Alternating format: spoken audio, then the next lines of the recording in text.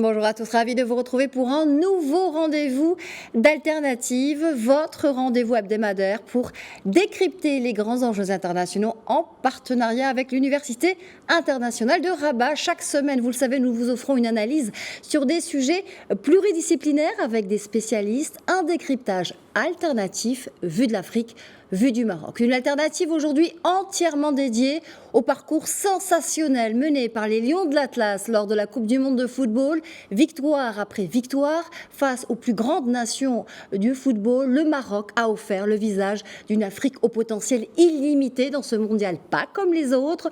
Une épopée magistrale d'une équipe qui, au-delà de sa performance sportive, emmène et entraîne avec elle tout un peuple et dont l'onde de choc traverse les frontières. L'équipe du Maroc provoque un véritable tremblement de terre sur la planète football, le football marocain, le football africain, le football de ce monde d'apparence vulnérable, mais un monde où tout devient possible grâce à une vision qui fait non seulement voler en éclats tous les préjugés sur un pays, un continent, mais qui lui confère le statut d'une puissance où le champ des possibles n'a pas de limite. En témoigne la ferveur collective internationale et des femmes, notamment, toutes catégories confondues. Jamais les femmes n'ont autant aimé regarder des matchs de football. En témoignent également et surtout les prouesses de l'équipe. Allez, on en parle avec une femme justement, une passionnée de sport, Dounia Siraj. Bonjour. Bonjour Nadia et bonjour à tous les téléspectateurs. Alors, je suis ravie de vous recevoir dans Alternative. Vous êtes journaliste, animatrice, commentatrice de matchs justement sur Radio Mars. Bienvenue à vous, le plaisir est partagé. Alors, on est d'accord, Dounia, les Lions de l'Atlas sont bel et bien en train d'écrire une nouvelle page de l'histoire du football marocain. Vous avez tout résumé dans votre introduction, Nadia. On est en train d'écrire l'histoire. Les Lions de l'Atlas sont en train d'écrire l'histoire. Ils sont en train de changer aussi la vision de tout le monde finalement, puisque personne ne voyait le Maroc arriver en demi-finale de la Coupe du Monde. Le plus optimiste d'entre nous ne voyait pas les Lions de l'Atlas arriver à ce stade de la compétition. On espérait arriver et nous qualifier pour le deuxième tour, mais finalement aujourd'hui on se retrouve parmi le Final Four, comme on dit. Donc c'est l'histoire. On l'avait créé auparavant. On nous qualifiait en tant que première nation africaine à nous qualifier pour le deuxième tour de la Coupe du Monde. Aujourd'hui on est la première nation arabe et africaine à nous qualifier pour les demi-finales. Cela n'a pas été facile puisque il faut rappeler que Walid El Regragui a été nommé à la tête de la sélection au mois de septembre.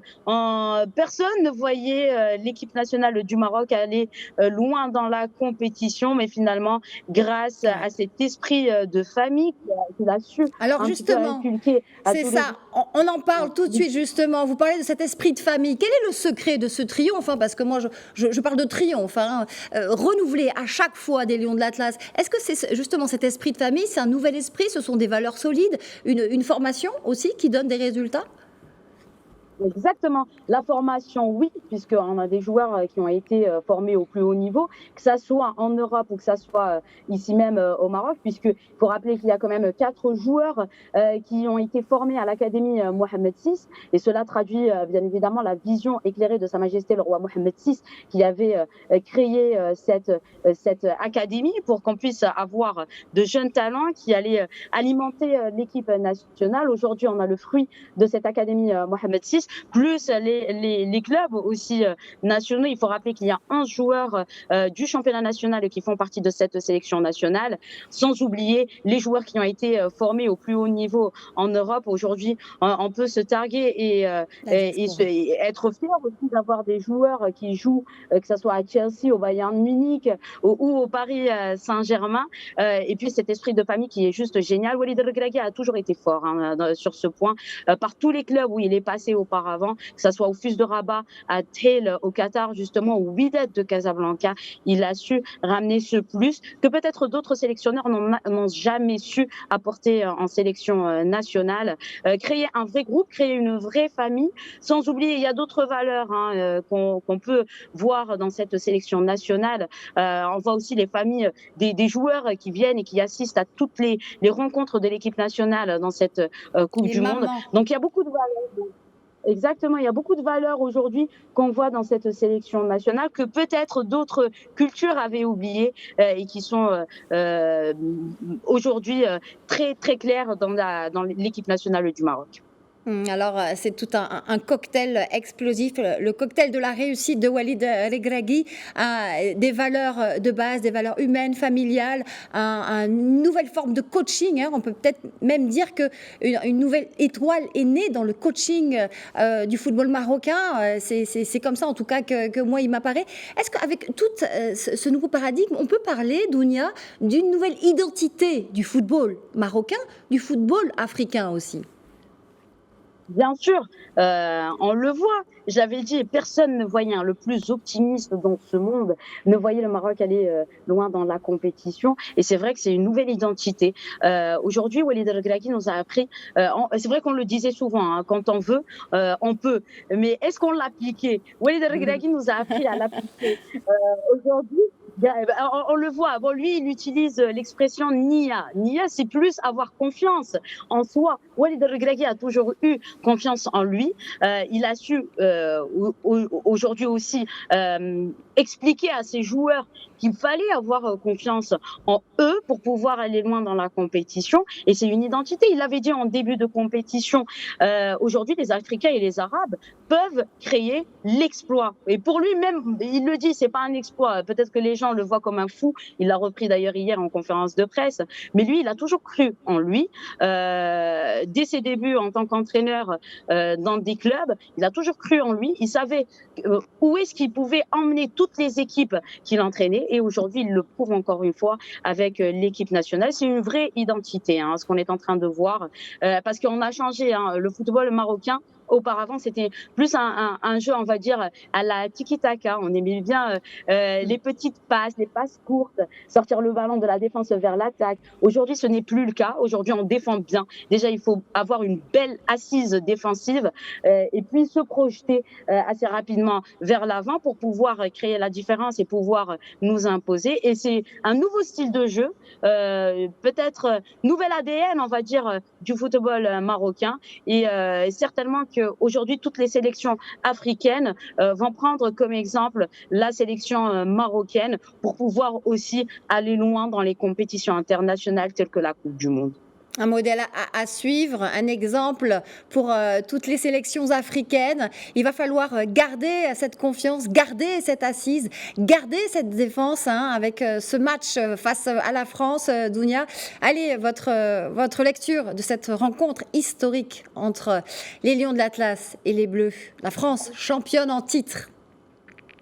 C'est pas grave, hein, même si la France est championne en titre, on a déjà réussi à sortir le deuxième de la dernière édition de la Coupe du Monde, qui est la Croatie. C'est vrai qu'on avait fait un match nul, mais finalement la Croatie était deuxième dans notre groupe. On a réussi aussi à sortir la Belgique, qui était troisième lors de la dernière édition de la Coupe du Monde. Maintenant, il faudra sortir le champion en titre. On y croit. C'est vrai que le match va être compliqué, tout comme les autres matchs qu'on dispute les Lions de l'Atlas lors de cette compétition. Il faut savoir qu'on a eu le parcours le plus compliqué de toutes les sélections qui se sont qualifiées pour les demi-finales. On a quand même eu la Croatie, la Belgique, le Canada, l'Espagne et puis le Portugal. Et on est sorti premier. Le Maroc est sorti premier de ce groupe. C'est ça. C'est qu'il y avait une double difficulté, un double challenge. Exactement, sortir premier du groupe qui était cité comme le groupe de la mort de cette Coupe du Monde. On est sorti premier de ce groupe et puis on a réussi à sortir l'Espagne qui était parmi les favorites au titre, tout comme d'ailleurs le Portugal. Donc aujourd'hui, il faudra sortir la France. C'est vrai que ça sera un match compliqué, tout comme les autres matchs qu'on a disputés auparavant. Il faudra être bon défensivement, comme on l'a été tout au long de la compétition, savoir un petit peu on va dire bloquer, que ce soit Tchouaméni ou Griezmann qui font un jeu extraordinaire lors de cette Coupe du Monde et encore Kylian Mbappé devant, sans oublier Ousmane Dembélé. Mais bon, c'est vrai que la France a quelques atouts, mais la France a aussi quelques failles. L'équipe de France et les Bleus ont encaissé pas mal de buts depuis le début de la compétition, 5 buts, donc une moyenne d'un but par match. Le Maroc n'en a encaissé qu'un seul et c'était un TSC, donc c'était un but contre notre camp. Malheureusement, mais donc il faudra, ça va être un match compliqué c'est normal, c'est Mais une pas demi-finale impossible. de la Coupe du Monde. Mais on a foi et on croit en nos chances. Hmm. Le Maroc est capable de le faire et je vais reprendre les mots de Walid Regragui. Bon, Walid, pour lui, hein, il l'a bien précisé hier en conférence de presse, l'exploit n'est pas de se qualifier pour la demi-finale, mais d'aller en finale de la compétition. On a nos chances, ça sera du 50-50 et le Walid, il Maroc veut est capable absolument. Il est aujourd'hui capable. d'aller en finale Il de veut la la Coupe du coupe. Monde, Il veut la coupe. effectivement. Il veut la coupe, absolument. Exactement, on veut la coupe. Eh ben oui, on veut la coupe, on veut la ramener. Exactement. Hein. Du Qatar, il faut qu'on ait cette coupe. La première étoile, Inch'Allah, pour le Maroc. Et on l'aura, Inch'Allah. Je voudrais qu'on évoque, Dounia Siraj, aussi cette ferveur collective incroyable des grands, des petits, et notamment des femmes. A-t-on déjà vu une telle adhésion féminine à un mondial? De votre expérience, de votre mémoire de femmes sportives, de journalistes sportives?